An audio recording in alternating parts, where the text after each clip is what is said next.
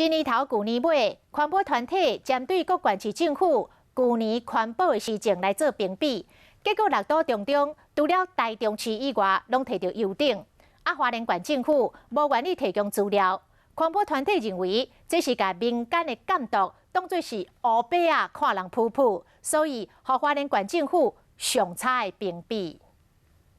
台中火力发电厂继续使用超过量的涂炭，恐惊造成空气污染。进前后，台中市政府开出第2张罚单。环保施政对各县市政府来讲，拢是真大挑战。民间团体都为政府2018的表现来拍分数。花莲县政府因为拒绝提供资料，会拍上歹的评定。对社会期待，或是互动的一个漠视。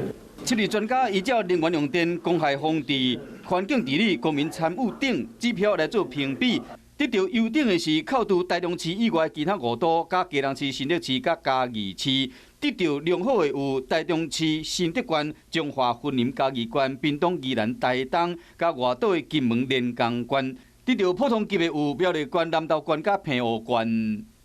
每个县市的资源是不一样的，是凭。 旧的县市长的这个表现，我们明年就会有新的这个评量。环保团体公布成绩单，和各县市政府做参考。